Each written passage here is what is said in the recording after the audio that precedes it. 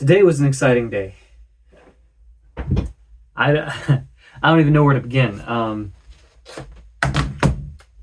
It was just really exciting. I'm back in my own very messy home studio right now after spending all day building a studio in Nashville, Tennessee. I am so blessed and thankful to even be able to get to say that I have a studio in Nashville. You know, if you had asked me a couple months ago, certainly a year ago or a few years ago, I would have said you're crazy. You're crazy to even think that I have a studio in Nashville. And now, as of last week, I have the keys to a place that I'm going into with my friend Dan.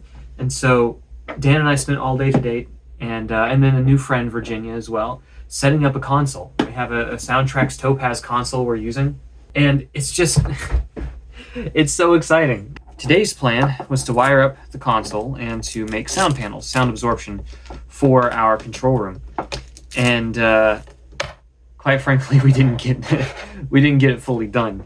You see, I greatly overestimated how long it would take not to wire up the console. That really didn't take all that long, all things considered.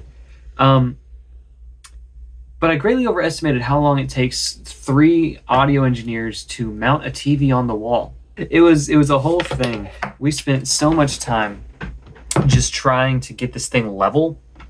It was quite a... Oh, I even have the wrong box now. My mind is frazzled. It took us so long to get that thing level that we almost got nothing else done. I say that. We actually got a lot of stuff done. We spent quite a bit of time reorganizing the space, getting it a little more ready, a little more set up than what it was when we first got there, and just making the place feel nicer to work in, along with wiring up the console, getting our A to D conversion hooked together for the first time. And let me tell you, there is nothing more exciting than looking at an analog console that we just wired up and hearing it run for the first time and hearing some music through it. It's so exciting. I am beyond excited for all of this. I'm honestly at a loss for what to say about all of it. Come make some records with us. It's going to be so cool, so much fun. Building a studio in Nashville is, quite frankly, even though it's so much fun, it's pretty stressful, all things considered, because there's so much that goes into it. There's so many things to take care of, so much to worry about, and even though the atmosphere for Nashville is great to work in, there's a lot of competition. It's fierce competition, and so that means we have to do a really, really good job in what we're doing. But that also means, as we're looking at that and as we're looking at this space that we're now paying for, we have to be fast. We have to work quickly. We have to work efficiently. And I'm trying to get this place open and running by the end of the month, which is a really tall task. But with as much progress as we've made already, I believe we can do it. But while all of this is happening, Dan and I both have to continue all of our other audio jobs. So I'm at home right now setting my rig back up after having been gone for a month to do a little bit of mixing on a classical location recording that I did in Oklahoma. Hopefully that turns out great, and I think it will. But putting this place together is so much more than I realized, and I've kind of done it before.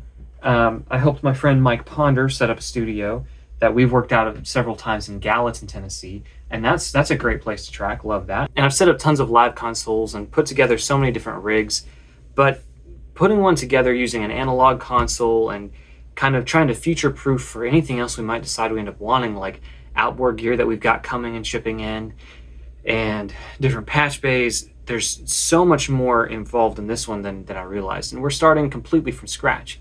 We started from this entirely blank room that I wish I had video of the first time I went through, to now having it filled with stuff already, and we've only been in there a handful of weeks. Oddly enough, though, one of the things that I didn't expect to be one of the biggest issues we've run into, and this is the simplest, craziest thing to say, is where in the world do we put our XLRs and our mic stands when they're not in use? So one of the fun things we get to do is try to decide, how are we going to run this console? You see, this console that we're using is an inline console, meaning it's meant to have your preamp and your channel strip section, all of your microphones on one part of the channel strip, and the bottom part of the channel strip is just your monitoring. However, it being an old piece of analog equipment, not all of the monitor returns really like to work that well. That's one of the things I was testing out today, as I got all of the analog conversion to and from the console set up and ready to work with Pro Tools, which quite frankly doesn't surprise me. Again, it is an older console, and we do have a spare for parts and everything that we need in case something breaks on it, so I'm not concerned about it being a mission critical thing, but it's a question of, how do we want to run our sessions? Do we run them with each individual fader being its own return? Or if, as we're looking at doing a lot of indie rock and indie pop out of this space, which is going to have some pretty high track counts, or do we do all of our submixing in Pro Tools and just route it back out 2 channels, a stereo return, and call it a day? Both approaches are totally fine, and quite frankly, there's a lot of different studios I've worked in where I only do the second approach. But it's a question of, what do we want to do? How do we want to do this? What makes sense for this particular studio and this particular space? This is a console I've never used before, but as I've read through the manual, I think it's going to be a really interesting one to play with. And Dan says that the preamp and the EQ modules built into this console sound pretty nice. So I'm really excited to test it out. Hopefully this next week I'm going to have my friends who are a drummer and a guitar player to come in and just mess around and see what we can do. But as of today, we should be passing all of our ins and outs to and from the console, and I'm telling you, I am so excited for this. I couldn't be more excited. I think it's going to be really, really cool. So if you are in the Nashville area, you should come and record at this studio. It's going to be a great place. And not to mention, it's a fantastic team. I'll be producing and engineering out of it. Of course, I'm biased. I like my own productions. But Dan is going to be doing a lot of the mixing and mastering, and he is fantastic at what he does. I can't wait to be working with him even more closely than we have in the past here at this studio. One of the other really kind of scary but interesting things is as we were putting the TV bracket in the wall, this is an older building, by the way. Very cool building, but it's an older building. We all heard what sounded like it just like underneath, and we all kind of looked at each other like, is that the 2x4 in the wall? Is that the sheetrock? Like, what is this? It sounded so interesting and kind of insane. All the while, the light overhead just starts flickering on us. I guess that light bulb's going out, but it chose a great time for that light bulb to start going out, because we were all like, great timing things. It was so much fun, honestly, to mess around in there today and try to get this room up and ready to go. And I don't even know. It's going to be a great space. It's going to be a fantastic space. Thankfully, well, one, it's just a light bulb, but two, we don't even plan on using the overhead lights. We're going to have some lamps, and we already have some lamps in there set up, because who wants to record in a space where we're just using, utility overhead lights anyway? No, it's going to be a vibey spot. We don't have all of our decorations up yet. That's going to be something we're doing here in the next few weeks. But even right now, it's such a cool spot. All of Dan's amps are just covering, the tracking room, and I think he's bringing more. And we've got a drum kit on the way, and of course the control room. We're going to have sound paneling up there. We were going to do that today, of course, but that'll be pushed till next week.